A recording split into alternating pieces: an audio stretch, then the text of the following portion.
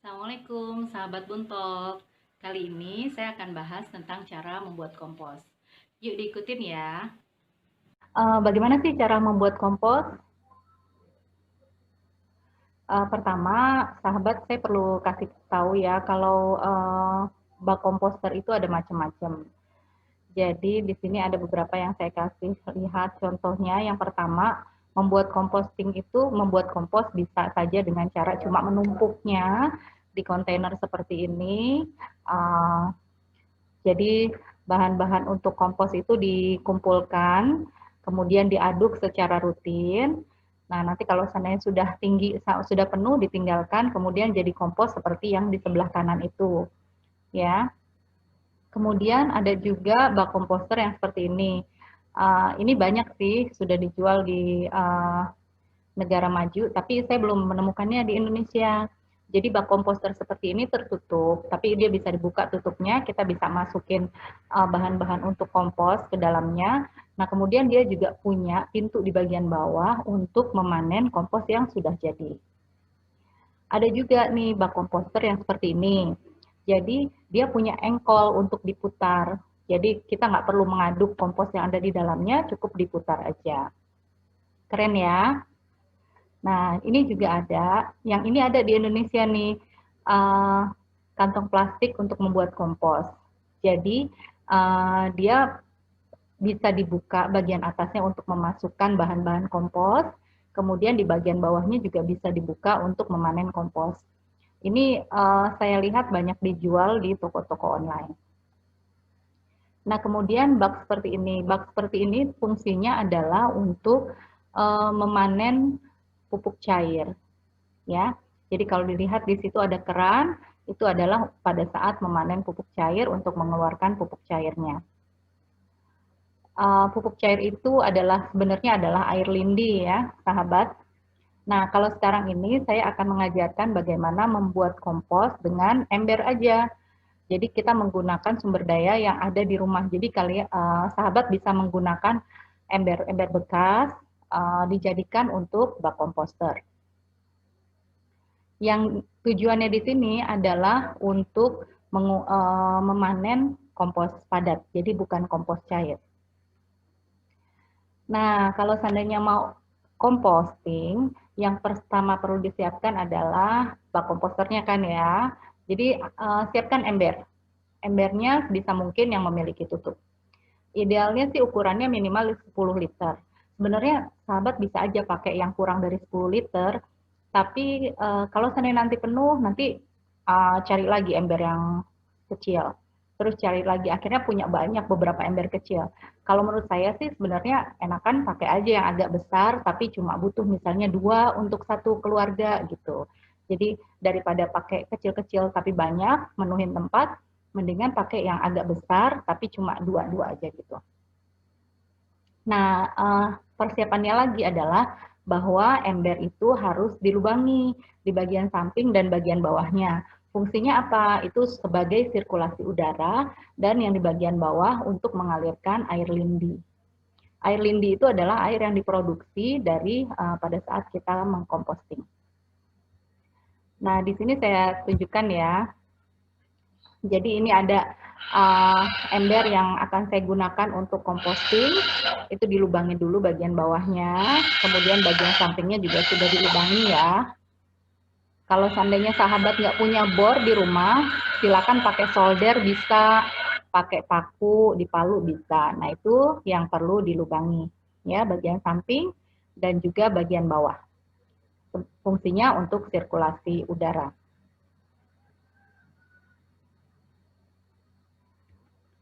Oke, nah kalau seandainya bak komposternya sudah siap, embernya sudah siap, yang perlu kita masukkan adalah starter kompos. Nah, starter kompos itu apa? Dia adalah bahan yang perlu dimasukkan pertama kali ke bak komposter supaya nanti kompos yang kita masukkan, bahan-bahan untuk composting yang kita masukkan bisa terurai. Nah, starter kompos itu bisa menggunakan kompos yang sudah ada atau membuat yang baru. Kalau seandainya membuat yang baru, sahabat bisa menggunakan tanah atau pupuk yang beli di tukang tanaman dicampur dengan air cucian beras, atau bisa juga dicampur dengan tomat busuk atau mangga busuk, itu bisa. Nah, atau kalau seandainya mau cepet ya udah beli aja tanah atau pupuk yang sudah jadi, kemudian disemprotkan aktivator EM4. Gambarnya seperti yang ada di sini, ya. Saya sendiri nggak pernah pakai EM4, jadi pada saat pertama saya buat kompos, saya cuma menggunakan pupuk yang saya beli dari tukang tanaman, kemudian saya masukin aja ke situ tomat busuk dan sayuran lain yang sudah mulai membusuk, kemudian saya aduk, didiamkan dulu sehari 2 hari, sesudah itu udah saya mulai memasukkan bahan-bahan untuk composting. Jadi sebenarnya bisa aja, nggak perlu membeli, tapi gunakan apa yang sudah ada di rumah gitu. Oke, kalau seandainya ini di sini, saya kan yang sebelah kanan itu kompos yang sudah jadi ya, bukan sudah jadi, maksudnya yang sudah berproses. Nah, saya gunakan kompos yang sudah ada itu sebagai starter untuk di bak komposter yang baru. Jadi saya ambil sebagian dari sana, kemudian masukkan ke bak komposter yang baru ini. Kalau seandainya sahabat lihat itu kompos saya agak basah karena sebelumnya saya memasukkan kulit nangka. Jadi saya beli sebuah nangka dan kulitnya itu dimasukin ke situ semua. Jadinya komposnya agak basah.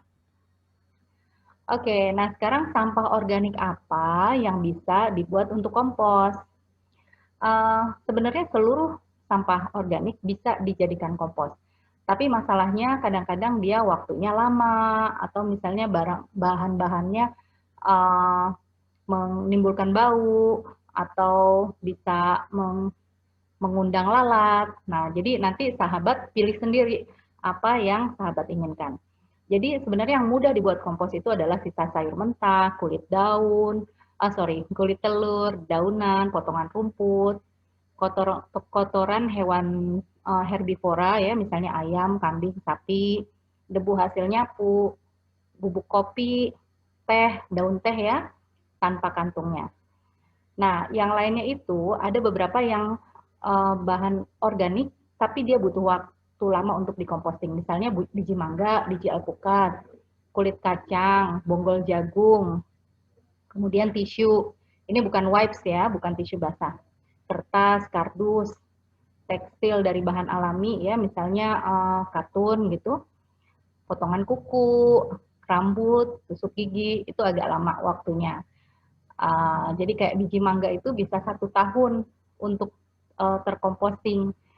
Jadi kalau saya sih tetap masukin ke bak kompos, ke bak komposter, tapi pada saat nanti udah 2 bulan misalnya, kemudian saya mau panen, terus masih ada biji mangganya, nanti saya kembaliin lagi ke bak kompos itu, jadi nggak saya ikut panen. Nah, yang no, kalau bisa jangan masuk adalah kotoran hewan karnivora, kemudian produk hewani seperti susu, tulang, mentega, kulit ikan, tanaman berpenyakit, kain bahan non-alami seperti polyester, nilon, dan lain-lain. Nah, kalau seandainya kotoran hewan ini yang karnivora ya, dia akan mengganggu kompos. Kemudian kalau produk hewani, misalnya kita masukin tulang atau daging ayam ke dalam kompos, khawatirnya dia akan menimbulkan bau dan akan mengundang predator, misalnya tikus ya, untuk masuk ke bak komposter terus memakan daging ayam. Ya, jadi kalau seandainya tanaman berpenyakit, itu khawatirnya kalau seandainya komposnya sudah jadi, kemudian kita gunakan untuk tanaman, nanti dia masih ada penyakitnya dan menulari tanaman yang lainnya. Kemudian kalau bahan non alami seperti polyester dan nilon, dia sebagian mungkin mengandung plastik ya, yang dia tidak bisa mudah terdegradasi menjadi kompos gitu. Oke, sekarang kita lihat ini ya. Oke, sahabat, kalau saya punya sapu, ini nggak akan saya pakaikan ya. Jadi langsung masuk ke tempat komposting. Tapi kalau seandainya masih besar seperti ini, nanti dia akan lebih lama. Jadi saya potong-potong dulu. Nah, ini akar sayuran dicacah dulu ya sahabat ya. Buat apa? supaya lebih cepat compostingnya. Tapi kalau males ya udah ukurannya besar-besar aja, nggak perlu cacah sampai terlalu kecil. masuk tempat komposting.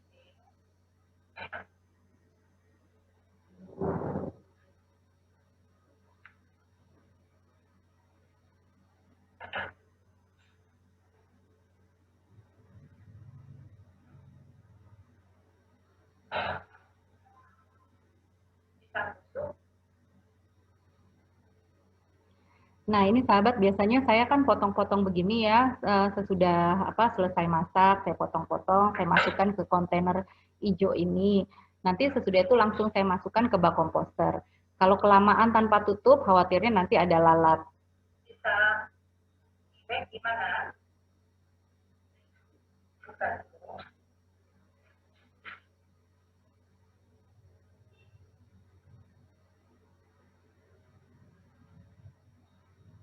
Ini jangan.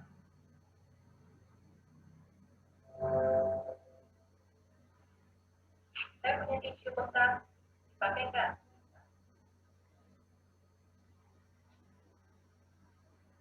Air plastik, nanti dia lebih lama jadi kompos. Jadi kalau sama plastik, ya.